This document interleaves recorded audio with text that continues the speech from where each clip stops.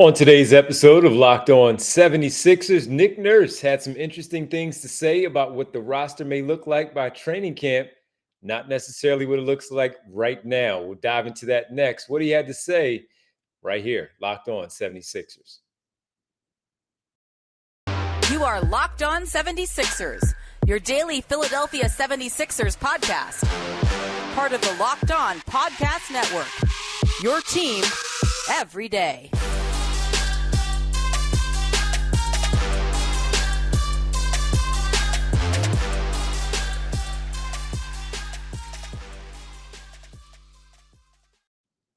Welcome. You are Locked On 76ers. I'm Devon Givens from 97.5 The Fanatic Radio here in Philadelphia, alongside my co-host and partner, as always, from the Inquirer and Inquirer.com, Sixers beat writer Keith Pompey. We thank you for making Locked On 76ers your first listen every day, and we are free and available wherever you get your podcasts and on YouTube as part of the Locked On Podcast Network, your team every day. What's up, Keith?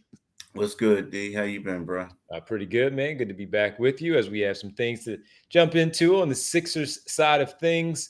And very interesting overall. Nick Nurse said some things on NBA radio, so we have to talk about that. We'll talk about Tyrese Maxey. A lot of speculation about James Harden, what his future may be with the 76ers, and a hypothetical on our part, should James Harden move on, and what it might look like with Tyrese Maxey as the lead guy as far as the backcourt goes. We'll get into that, and we'll also talk about the NBA rule changes announced on Tuesday in Las Vegas. We'll do that a little bit later, but Keith, we got to start with Nick Nurse again on NBA radio, and he talked about some things with the roster, basically saying, Keith, that right now, just because the roster is what it is at the moment doesn't mean that's what it's going to look like at training camp. Just to read it off one more time, based on some what we were able to gather, I think there's a lot of talk about what the roster looks like today, but I don't think that will be the same roster that hits training camp. That was Nick Nurse, again, a guest on NBA radio. Keith, what do you make of that as far as it goes? We know that just because things happen July 12th or the 13th, that doesn't necessarily mean that that's going to be your team once we get to late September. Yeah, I mean, it basically, when the coach comes out and says that on NBA radio, I mean, and I keep trying to read it over and over again. He says, but I don't think that will be the same roster that hits training camp. That means they're working on something, and he feels as though they have an opportunity to work on it. It also makes you think, and again, this is assuming and stuff like that, but there was a couple of days ago where PJ Tucker came out and said something. Well, he was basically, everybody thought he was trolling Ben Simmons. We talked about it yesterday, yeah, we talked about it yesterday, but I don't know if that's like really trolling him. Maybe PJ thinks there's a chance that he could be on the go too. You know what I mean? Because he could be someone that they would try to deal, right? To get younger. So I think when we hear Nick Nurse say that, is they are trying to do something. Now, we do know that they're trying to get James, move James for the right price. We do know that teams were calling about Tobias, but it seems like Tobias may stick around depending on who else is on the roster. But it sounds like Nick is giving us a little clues, a hint that something could happen. At least they're trying to make something happen. All right, I'll go the other way and say that could he be talking about what the bench looks like a little bit? Right now, they don't have scoring, in particular scoring off the bench, because right now their scorers are DeAnthony Melton and exactly off the bench. So they need some scoring. They don't have anybody else off the bench in terms of scoring. So could he be talking about, well, we're going to boost our bench with some scoring, maybe a wing player that could maybe do some things with the ball in his hands and put the ball in the hole. Could he be talking about that as a possibility also, where it's not as drastic as we think with the Harden or Harris piece of things, or bringing in a big name like Zach LaVine or Damian Lillard? I think, I mean, I don't know. I don't know if he would go out and say something like that over some bench pieces. Fair. You know what I mean? Yeah. I think I'm just trying to throw a little wrinkle in there. yeah. I think it's maybe some major pieces or a major piece that could be moved. Well, look, that's the only one right now that we think of, at least, is the Harden piece, as you said, them working on potentially something. And what that might look like, we don't know. It leaves us up to speculation. And that's the tough part when you have these types of interviews or conversations, Keith, because you have no idea what they're talking about, who they're talking about, what they're saying. It's just all speculative at this point, because the only one that really hangs over the 76ers right now is the Harden part of things. And we've only heard the Clippers. We've heard of a few other teams, but they never seem to really gain any traction outside of the Houston part, which started back in last December. Other than that, it's the Los Angeles Clippers and really no one else. Every time somebody else puts something out there, it's a joke really about watch out for the Phoenix Suns. They could get involved. Could he go to the Portland Trailblazers as part of this deal? How about if James Harden went to the Miami Heat instead of Damian Lillard? If they couldn't work that out. Well, look, this is where we are. And if he is saying that, then yeah, I tend to believe, like you, that they're at least trying to work on something, that there is a possibility of this team looking totally different once we get to training camp late September, early October. I agree with that. I just try to throw a little wrinkle in there just in case, because you never know. Whoever that guy might be off the bench, you have no clue. By the way, we keep talking about the same names that's still out there, mainly Christian Wood and Kelly Oubre. Still don't have a home yet. Very curious to find out where those two guys land, and would one of them be a Philadelphia 76er. We'll get into the other side with Tyrese Maxey. Should James Harden be part of that, things may look different when training camp hits and Tyrese Maxey is the lead guard. What does that look like? Can he lead this team as the lead guard on this team and still be a playoff 50-plus win team and a NBA championship contender? We'll talk about Maxey and that role potentially next, right here on Locked On 76ers.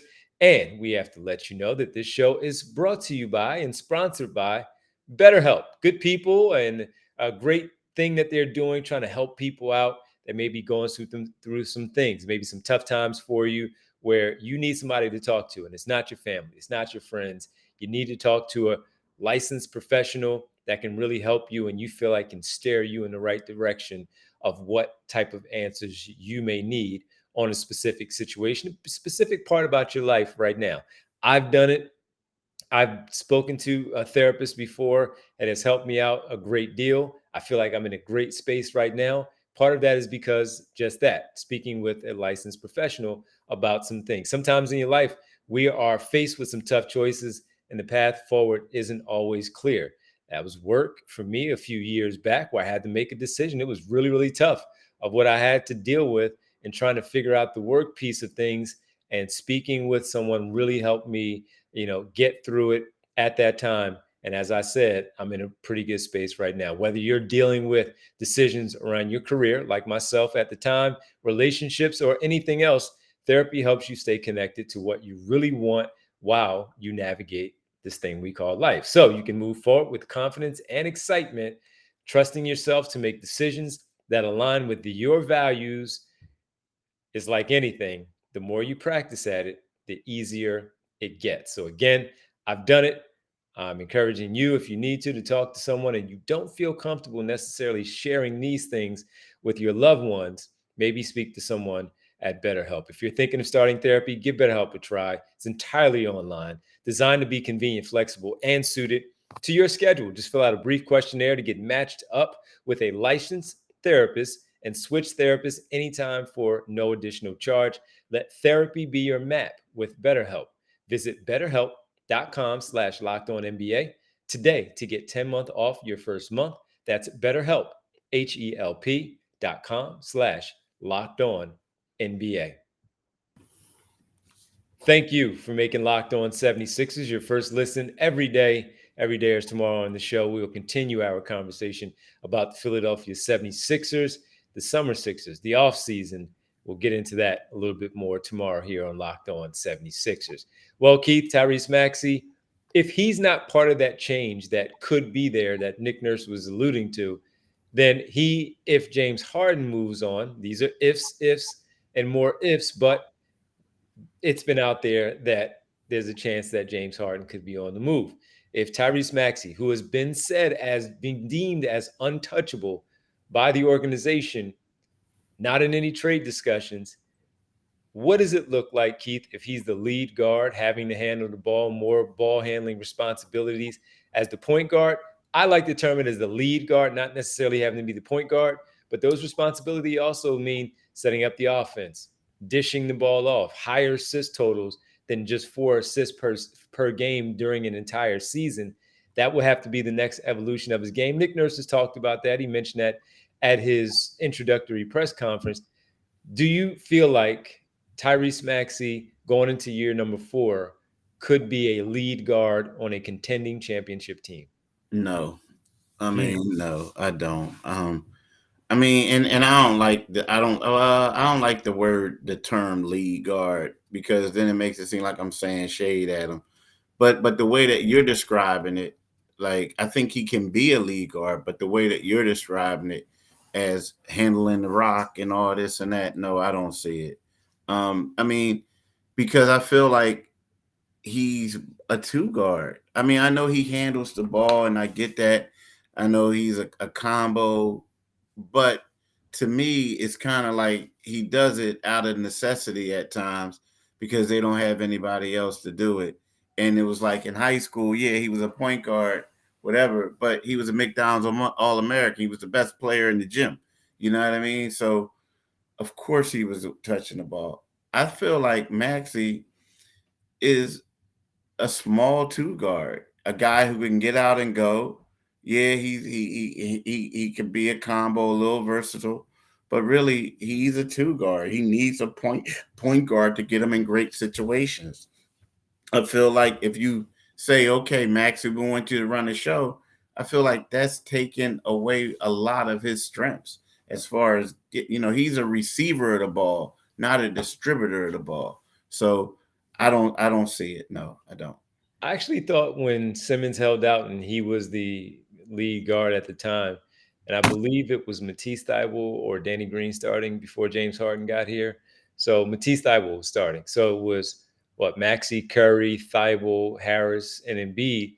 I thought he did a pretty good job at it. His assist numbers weren't high, but their win total was still there. And yes, Curry handled the ball a little bit. You even saw from time to time with Tobias Harris would bring the ball half court, and then they start to get into their action. But overall, I thought Maxey did a good job in that space. Can he do it for 82 games where we're looking at a high assist number of, like James Harden, close to double digits? Or are we looking more of just jumping that number again from 4 to 6? And it's a collective effort with the ball just moving around the way that it needs to move around. Then I think he could. I think he could evolve into that as a young guard where that responsibility is given to him by Nick Nurse. And as we know today in this game, there aren't many Chris Paul types of players anymore in this game to be that point guard that we're speaking of, or even Kyrie Irving for that matter. There are a lot of different types of point guards in this league that run things. Because even when you look at Drew Holiday, would you say Drew Holiday is really a point guard, or is he a combo guard? I always looked at him as a combo guard. But he's more of a point than Maxey. And here's the one thing. He can do it. I also thought that they drafted him to be that, but it took him a while to get there, is my point. Yeah, it took him a while. The only thing about the whole Maxey and Tobias thing, it was a little bit misleading, though. He did get some assists. But the thing is, he would bring the ball up, and then he would pass the ball to Tobias, and he would go over to the side, and they would run the offense through Tobias. He would cut, and then he would, do a hard cut. He'd get the ball, and then if he didn't score, he would pass it to somebody else and get an assist. I just felt like, and again, he's growing. And that was 2 years ago. But I just felt like, Tobias was the unofficial point guard until James came. Now, Maxey was listed as it, but he would walk the ball up the half court, pass it to Tobias, and then go over to the corner. Well, now 4 years in, maybe Yeah. he's seen things a little bit differently. Again, new head coach, James Harden not there. It's going to be his job, hypothetically. I'm very curious to see if that's something that could eventually be the case for this team. If no point guard comes back in any deal that will happen with James Harden, that Tyrese Maxey would be the one with the ball in his hands. And ideally, if someone was in the backcourt with him, they had some size. But for the most part, yeah, I think he has a chance to be better than maybe we think of, based on, as you just talked about, him being a scoring guard and the things that we saw from that offense that was ran when Ben Simmons was out, where Tobias Harris had the ball in his hands quite a bit. Yeah. We'll Yeah, see. so I think he might have it in him a little bit more than we think. If given the challenge to do so, the opportunity, knowing that James Harden is not there, I think the main part for me is whenever he's going to the basket, he was always going to the basket with the idea of scoring, because that's what he is, as you said. Knowing now that he has to grow and continue to evolve, if he's driving to the basket and nobody else is really out there to do that, then I look at him as, one that has to maybe have that eye for Embiid, have that eye for Tobias Harris and finding him and getting the bucket. The one thing that Patrick Beverley said too, Keith, on Monday when we were there for his introduction to the city, he mentioned how when asked about Maxey and his growth, he said, Maxey is Maxey. Just continue to be that. Don't change. Don't change. And so I found that to be interesting, because when you're talking about a player being so young, you still want them to be able to have different levels of things that they can do and improve on every single year. So I thought that was interesting. All right, when we come back, we'll get into the rule changes, which are interesting, and I like both of them. We'll explain what they are, see how Keith feels, see how you guys feel out there about the new NBA changes for the upcoming campaign. We'll tell you what they are next, right here on Locked On 76ers. And with us being in the summer and trying to look good, trying to look right, whether you are with your significant other, you're with your family, your kids, you're out, or you're courting someone and you're going out on some sort of date or something, you want to look good. And you know who has you covered with that? Bird Dogs. They make you look good. Bird Dogs with stretch khaki shorts. They're designed to fit slimmer through the thigh, showing off your leg, giving you a truly sculpted look. Yes, you're flexing in the summer for all the folks out there. It makes you feel good, right? Bird Dog shorts do the exact same thing as Lululemon, but with way better feel and look. They fit way better than regular shorts that are made of a stiff, restricted cotton. No worries there with Bird Dog, because they fixed the issue by inventing cloud knit fabric that looks just like khaki but stretches so you get a way slimmer fit without having to sacrifice the movement. And I don't have mine on at the time. I'm wearing some sweat shorts, but when I'm out and about, and again, I'm about to actually go out and enjoy some time with some family here very soon. When I pack my bag, I'm packing my bag and I'm taking my Bird Dog shorts with me. Also, when you order from Bird Dog, you get this fantastic Bird Dog tumbler. It's so hot outside, you got to make sure you put some ice water in here, and it keeps it cold for the entire time.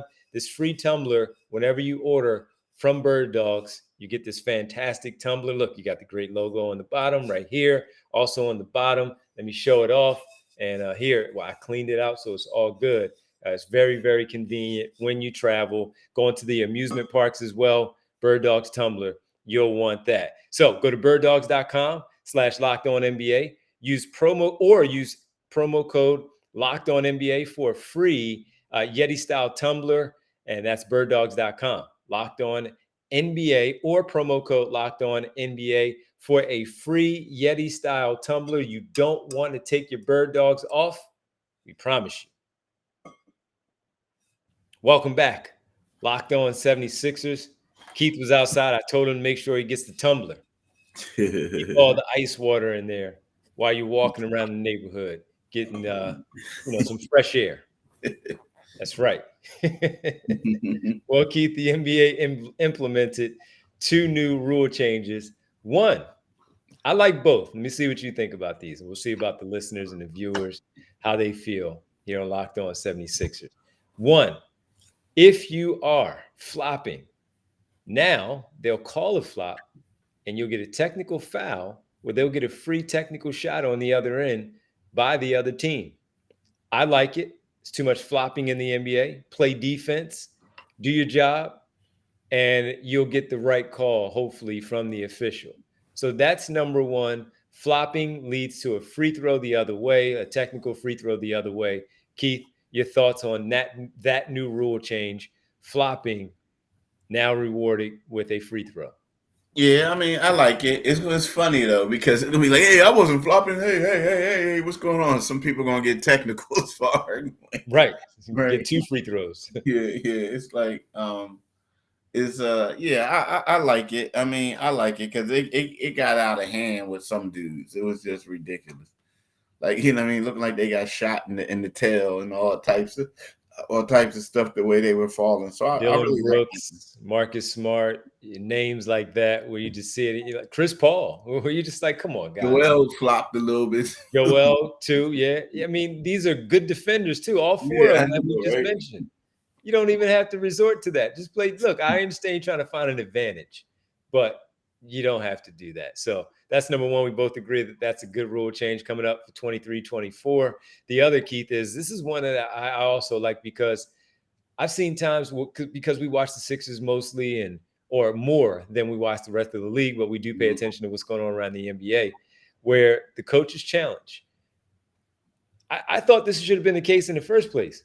If a coach wins a challenge, they should be rewarded with another opportunity with the challenge. Yep. And too many times we saw this and we're like, all right, so you're not going to change this, guys, where these coaches win the challenge and it works out, but they can't go to another one because you didn't reward them for calling to play the right way, challenging to play the right way when the officials had something wrong.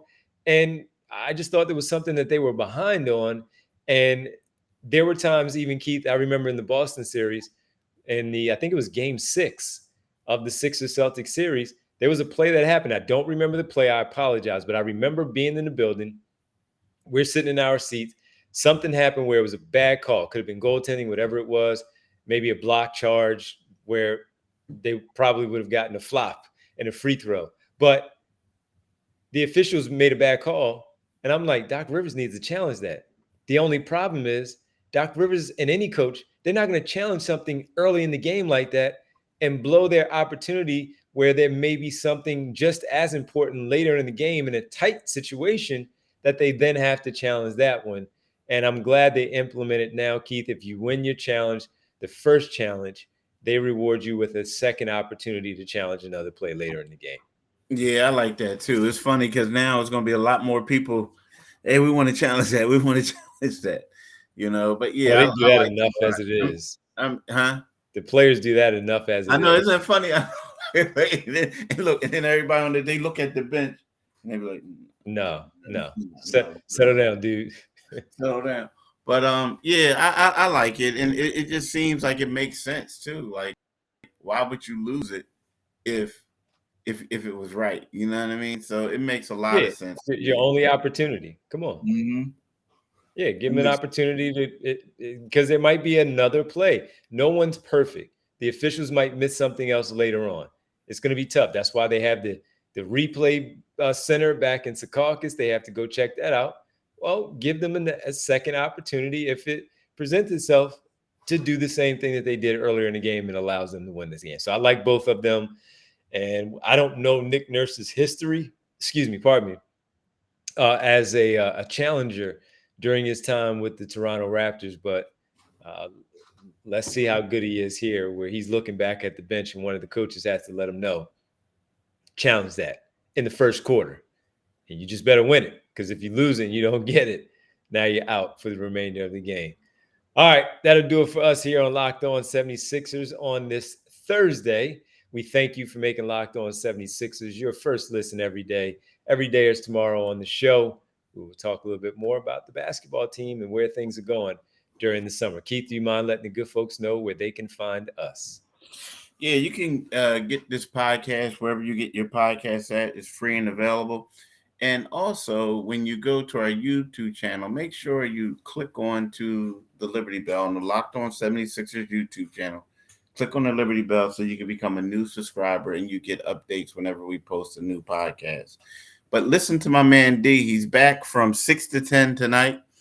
From 6 to 10 on 97.5 FM, the Divine Giving Show, right? So make sure you get it at tonight, Thursday, 6 p.m. on the Divine Giving Show from 6 to 10. You can also follow my man D on Twitter at DivineG975. You can see it right underneath his name, DivineG975. You can follow me on Twitter at Pompey on Sixers, and you can read my Sixers coverage in Enquirer.com in the Philadelphia Inquirer. Stay cool out there, everybody. We'll talk to you tomorrow. Thanks, Keith. Peace, bro.